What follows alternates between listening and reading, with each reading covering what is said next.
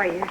Hey. Sorry I wasn't here to greet you. Oh, no, that's all right. Kim told me that you were taking Kevin in. Oh, yes, and his last words as I walked out the door were, say hello to Aunt Karen for me, and when is she going to come and take me out? Oh, tell him when I get finished with real estate school. Sit down. You want some coffee or tea or something? No, nothing. I would have invited you upstairs, but that child is getting so impossible about going to bed at his bedtime that any excuse to stay up later is so taken advantage of. I understand. How are you? Terrific. Wonderful. There is no pregnant woman in the world who can do it like you. Oh. Vicki, I didn't mean to barge in on you like this. It's just that I really need to talk to you. Of course. What's the matter? I did something today, and I scared myself.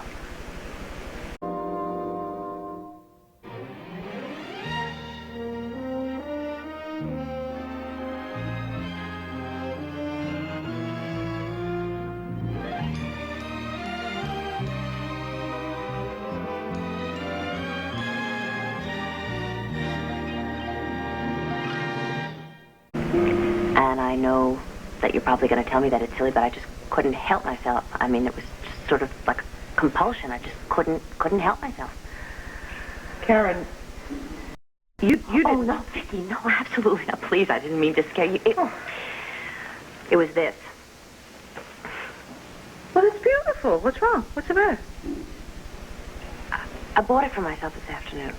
I mean, I was walking by the River Street side of Logan's, and I saw their window, the jewelry window, and it's a beautiful window, and I saw it, and I went in, and I loved it, and before I knew it, I went in and I bought it. So what? So what, Vicki? It was $65. I can't afford $65. Karen, will you stop it? You're incredible. I don't think there's a woman alive. Women, nothing. Men do it all the time. There isn't a person alive who hasn't at some point gone and bought something totally extravagant and useless on an impulse. How do you think the American economy stays afloat? You're great. It's just that I think this is a symptom of something else that's underneath. It's something that I found out when I was in therapy. Symptom of what? That I'm feeling unloved and unworthy. And, well, anyway, that's what Will and I came to when we talked it through. All right, then. Why do you think you felt that way today? Do I pay you for the session, Doctor? Just answer the question. I don't want to. Why not? I'm embarrassed. So embarrassed. I found out that Larry asked Faith Kipling to take charge of the free clinic and run it full time, to be paid for it, and I'm very upset about it. I think I could do that job much better. Faith has been working there as a volunteer, hasn't she? Yes. Well, Karen, then it seems to me perfectly natural that Larry would think of her for the job, and I understand they've received some endowment money there. Think I'm jealous? It's a distinct possibility. What do you think? Well, Doctor, I don't know. Vicki, Larry and I aren't even divorced. We haven't lived together for almost a year, but I have no right to be jealous of anybody that he's involved with. He's not, you know. He's not involved with Faith Kipling. How can you be sure? Well, come on, honey. Aside from Faith herself, and let's face it, Larry has never been attracted to helpless, fluttering females. The fact remains that he is still very much in love with you. Oh, I would love to believe that, but, I mean, I know he was very nice to me after the trial, and he was very nice to me with all this stuff with Brad, but Vicki's never really given me an indication that You know why? Because Larry himself isn't even aware of it. Yet. I went to drop by, but Jack called and he said he's going to be late at the hospital, and I did want to drop this for him. Thank you so much, Carla. I'll tell you what I'm going to do. I'm going to put it over here with the others. I'm saving them all to open as I go into labor. I figure it'll give me something to do while I'm waiting for the pains to be 10 minutes apart. Good idea. Now, sit down.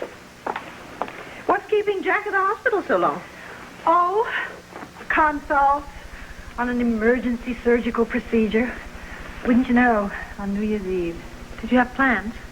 Not really. I don't really care for all those huge New Year's Eve bashes, and fortunately Jack didn't involve us in one. Am I keeping you from something?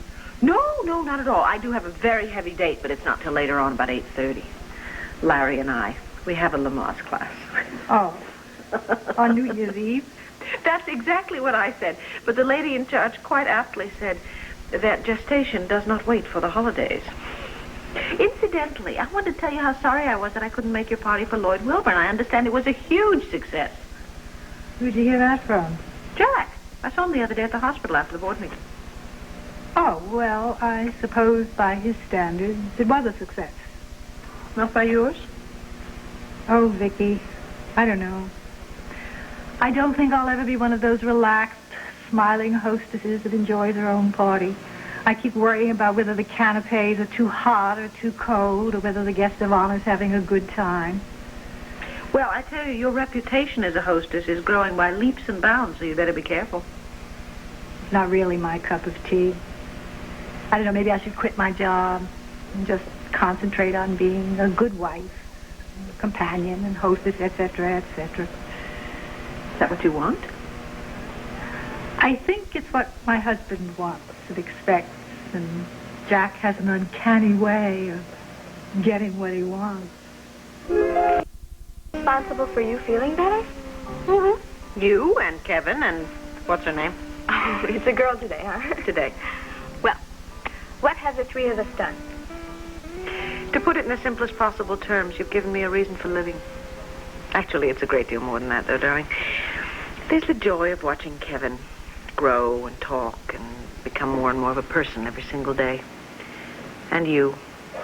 I've watched you become a woman. You are a lovely, intelligent, sensitive woman. Me? Yeah, you. You. I tell you, if it weren't for the prospect of seeing that beautiful shining face at the breakfast table, there have been a great many mornings recently when I would never have even left my room. Oh, Aunt Vicki. Well, it's true. I was trying to blame the whole world for taking Joe away from me, and all I wanted to do was shut the world out. But it's a very, very destructive emotion, revenge. Besides, who was I going to take revenge on? The doctors couldn't help it. They did the best they could. Yeah, well, a lot of people would have turned against God at a time like that. Mm-hmm. I had some words for him, too. Lying there in the dark, all by myself, late at night. But then in the morning, I'd come downstairs and I'd see you. And you pulled me back to the real world. And, sweetheart, for that, I can never thank you enough. Oh, Aunt Vicki, I'm so glad you're back.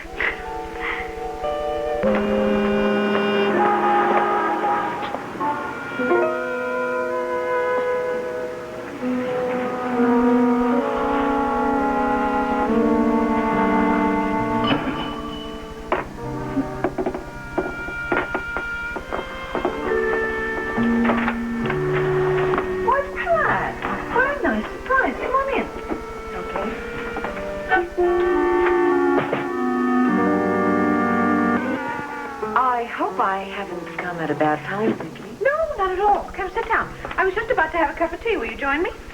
Yes, thank you. Good. Lemon, no sugar, please. Lemon? You've changed the way you drink your tea. Oh, well, actually, I'm trying to watch my weight. Oh, don't you talk to me about weight. Oh, Vicki, I am sure that you will be back to normal in no time. When did you say you were due again? Just another couple of weeks. Oh, right. Here you go. Thank you. Are you okay? Yes, I'm fine. Well, it's just that I've dreaded having to do this, but I received a letter from Tony today, and apparently Joe had given him this and asked him to deliver it to you 3 months after his death. Thank you.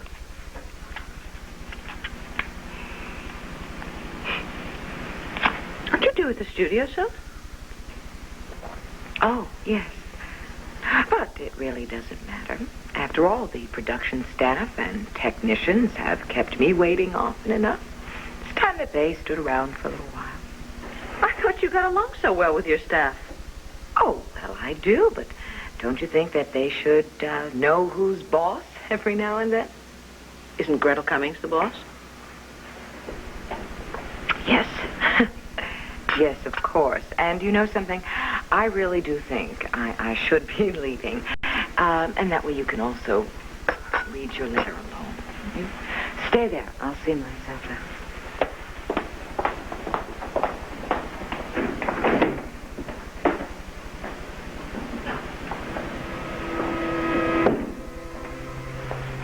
Thank you very much for bringing this by. It was my privilege. Goodbye. Bye.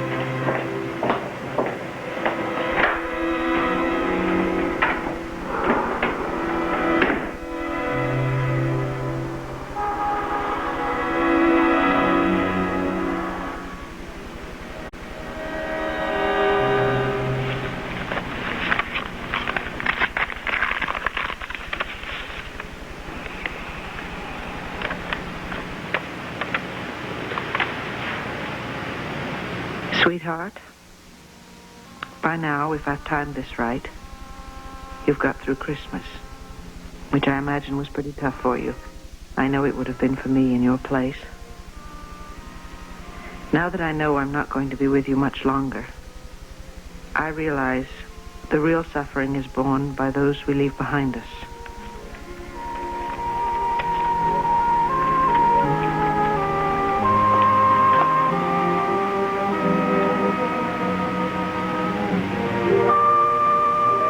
I'm sure by now you're back on the uphill path again. Knowing the inner strength you possess, I feel easier in my mind about your future and that of our children. I don't pretend to know the mind of God, but I like to think that he would be proud of your courage and grace in this time of trial. Is our son or daughter born yet? If so, give him a kiss for me, and one for Tina and Kevin, too, of course.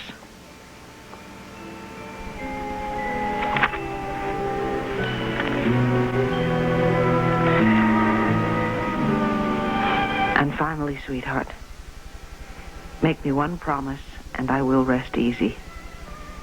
Give me your word that you will not attempt to live the rest of your life alone, simply out of respect for my memory. You are too loving and vital a person to go through the next 50 or so years without a good man at your side. Also, why deny some lucky guy that joy of being your companion and your husband? Our time together was wonderful, Vicki. I can only quote the psalmist who expressed how I feel about it. I think you remember the quote. I've said it before. Of course I remember it, darling. A day in thy house is better than 1,000. Oh, my love, Joe.